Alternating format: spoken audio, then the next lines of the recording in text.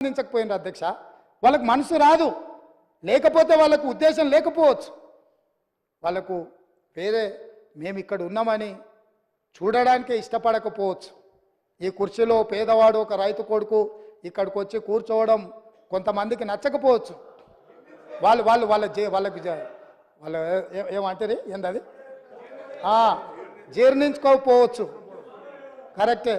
మావాడు ఉంటాడంటే ఆ రైతు పిల్లగాడు ఉన్నాడు ఏంది, నేను నా కళ్ళతో చూడలేదు, నాకు ఈ శిక్ష వద్దని మీరు అనుకుంటే నేనేం చేస్తా అధ్యక్ష?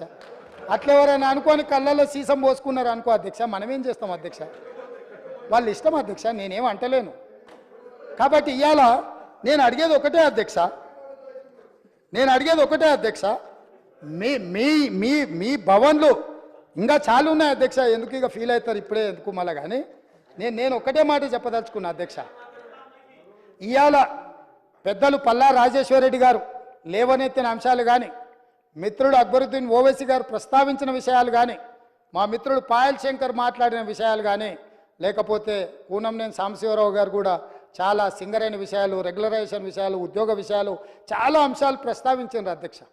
వాళ్ళందరూ ఏవేవైతే అంశాలు ప్రస్తావించారో వాటన్నిటిని కూడా మా మంత్రివర్గం రాసుకున్నది, మా ప్రభుత్వం రాసుకున్నది. తప్పకుండా చట్ట పరిధిలో చేయాల్సిన అన్ని పనులను చేస్తాము.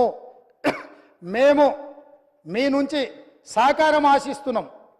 ప్రజలు కూడా కోరుకుంటున్నారు, మీరు ప్రజల మేలు కోసం పనిచేయండి. ఎన్నికలు వచ్చినప్పుడు మాత్రమే ఎన్నికల తర్వాత ఈ రాష్ట్రం సంక్షేమ రాజ్యంగా, అభివృద్ధి రాష్ట్రంగా ముందుకు నడిపించాలి, ప్రతిపక్షాలుగా మీ బాధ్యతను నెరవేర్చాలని ప్రజలు కోరుకుంటున్నారు. ప్రజాభిప్రాయానికి భిన్నంగా మీరు వ్యవహరించి రాజకీయ చదరంగంలో మేమేదో ఎత్తులేస్తాం, పై ఎత్తులేస్తామని ఒకవేళ మీరు అనుకుంటే మంచిది, అది కూడా చూద్దామని చెప్పి తమరి ద్వారా వారికి చెప్పదలుచుకున్న అధ్యక్ష.